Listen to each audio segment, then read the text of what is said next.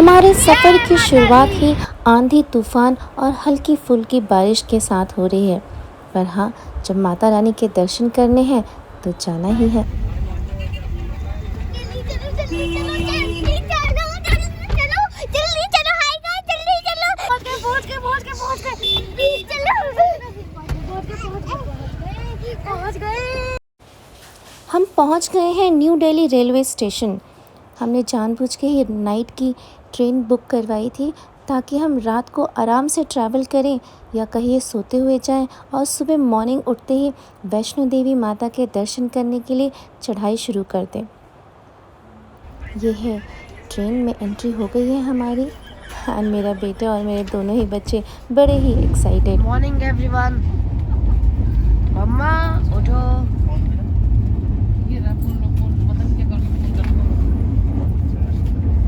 Body क्या है, गद्दा है क्या जिसके ऊपर आराम से आराम कर लीजिए।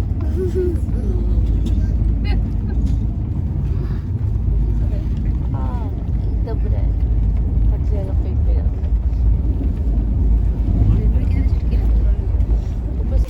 ये पहुंच गए वैष्णो देवी कटरा। एसडीके श्री माता वैष्णो देवी कटरा। सब लोग हाय कहो। ट्रेन में जितने लोग हैं सब माता के भक्त हैं और वैष्णो देवी के ही दर्शन करने जा रहे हैं। सो देखिए, हम ऑलमोस्ट स्टेशन के आसपास पहुंच गए हैं एंड पहाड़ों की खूबसूरती अभी से दिखाई देने लगी है। ये तो कटरा 667 है। कटरा 6678 क्या होता है गेंस? चलो चले ट्रेन से बाहर, काफी टाइम हो गया।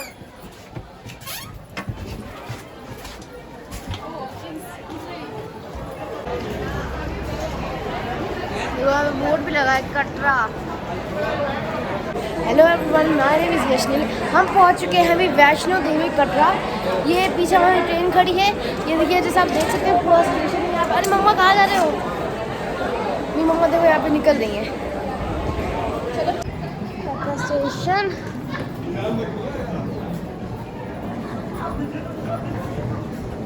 चलो चलो जल्दी चलो।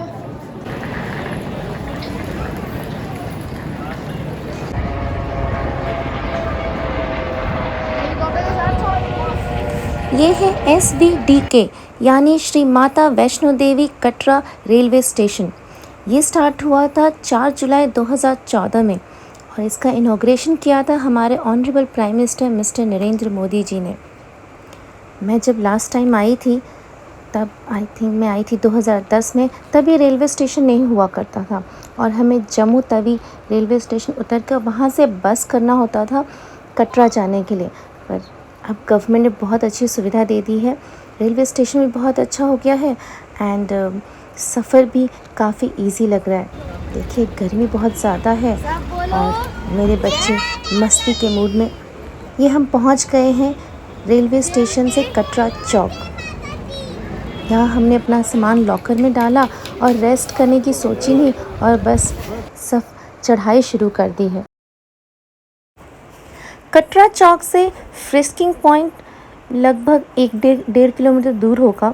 यहाँ से कटरा चौक से ऑटो भी मिल जाता है, पर हम सब ने डिसाइड किया कि हम ऑटो नहीं लेंगे और हम पैदल ही चलेंगे। ये है रास्ता जो कि कच्चा है और यहाँ पे कंस्ट्रक्शन का काम शुरू हो रहा है, तो ये थोड़ा सा मुश्किल है चढ़ना। हाँ, जय माता दी।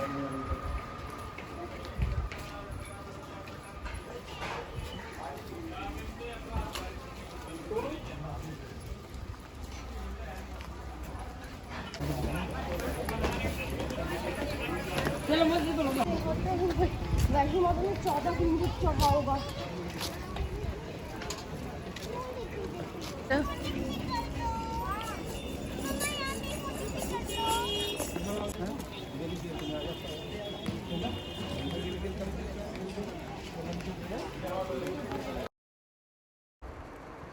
चलते चलते हम फ्रिस्किंग पॉइंट भी पहुंच ही गए।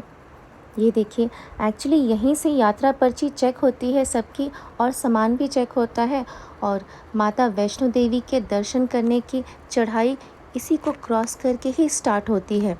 तो हम भी करीब लगभग पास में ही हैं। चुन चुन इधर देखो, चश्मा लगा लो। चलो अब आगे चलो। चलो चलते हैं। अभी हम 1 बज के सुबह के और यहाँ बहुत सारे आगे चल के और मैं एक बात बताना भूल गई थी। ये वैष्णो देवी और यहाँ ये गेट है जहाँ अभी हम जाना चाहते हैं।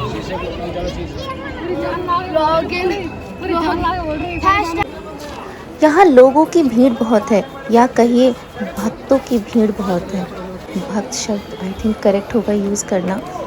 हमने फिस्किंग पॉइंट के अंदर एंट्री ले ली है और हमने कहीं भी टाइम वेस्ट नहीं किया और बस हमने अपनी माता रानी को दर्शन के लिए भवन की तरफ चढ़ाई शुरू कर दी है।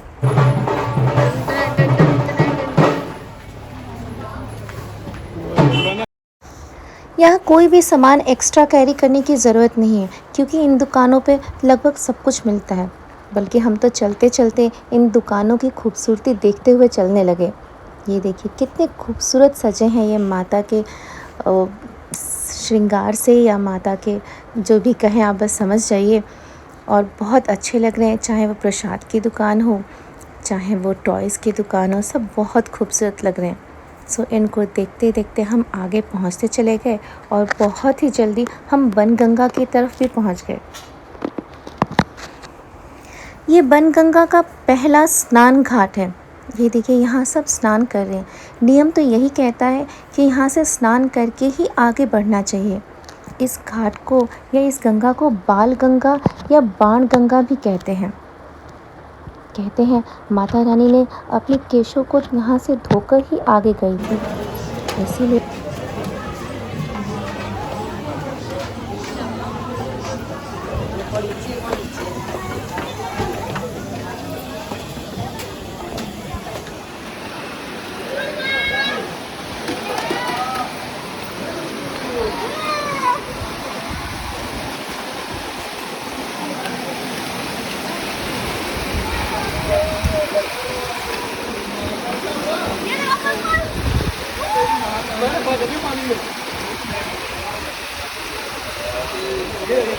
अभी देखो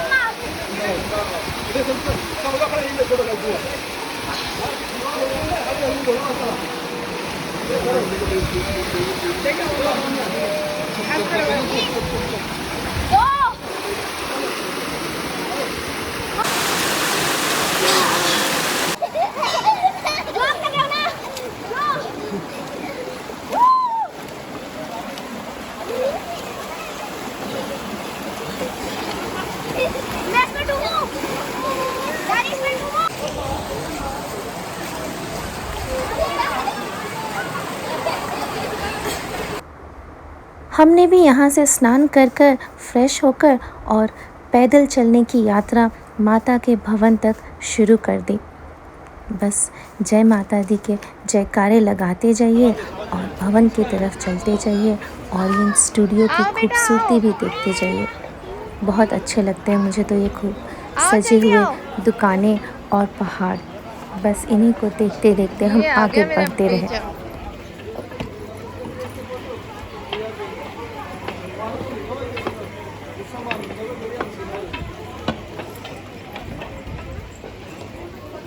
ये एक बुज़ुर्ग अंकल 2 बच्चों के साथ, या कहिए माता रानी के दर्शन करने के लिए कोई एज ग्रुप नहीं है। हर एज के बच्चे या बड़े बुज़ुर्ग सब आते हैं।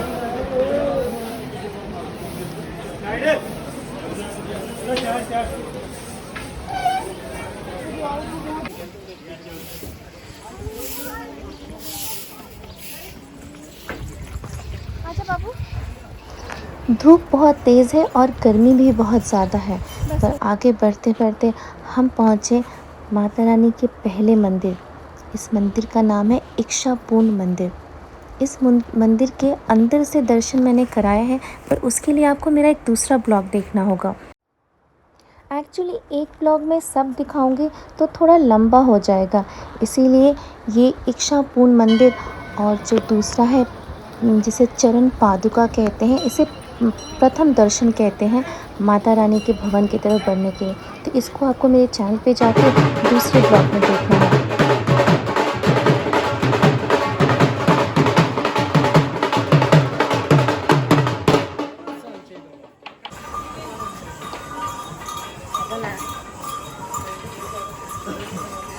मुंह नहीं बनाते, पूरा बनाते हैं। अभी तो और बाकी है।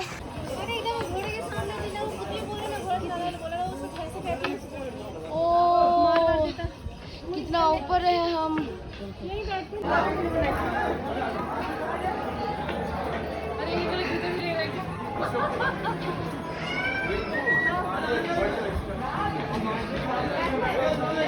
ये लड़की तो अपना अलग ही चल रही है। साइड हो जाओ।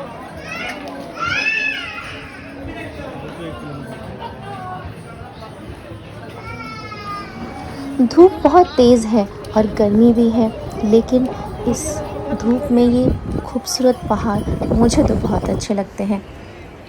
पहले लगा शायद नंगे पैर चलने का सफ़र मेरे लिए मुश्किल होगा, पर धीरे धीरे हम आगे बढ़ते रहे और हम ये अर्धकुमारी के बिल्कुल करीब हैं। सो फाइनली हम पहुंच गए अर्धकुमारी। अर्धकुमारी पहुंचते ही ठंडी ठंडी हवाएं और चलने लगी और थोड़ा मौसम भी ठंडा हो गया।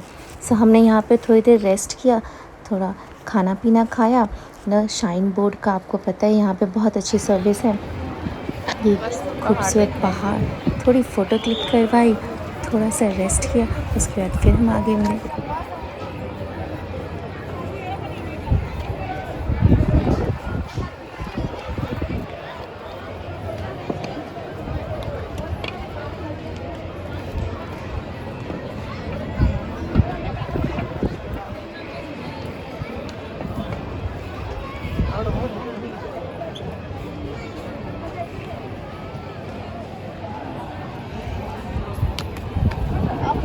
कितना पास से देखियो तुम मंदिर। वो छीन लेगा आपके हाथ से, केले नहीं है। देखो बैठा है। किस पास नहीं जाओ बेटा। नहीं, ये है अर्धकुमारी, इसे गर्भजून भी कहते हैं। यहाँ हमने अपनी पर्ची कटवाई और हमारा पर्ची का नंबर था 395 और करीब 24 घंटे की वेटिंग है।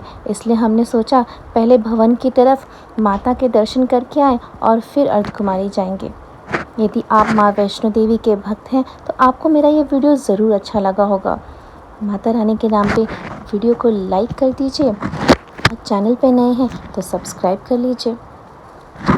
तो इस ब्लॉग को हम यहीं ख़त्म करेंगे। नेक्स्ट ब्लॉग में मैं आपको दिखाऊंगी कि अर्धकुमारी से हमने भवन की तरफ कैसे ट्रैवल किया।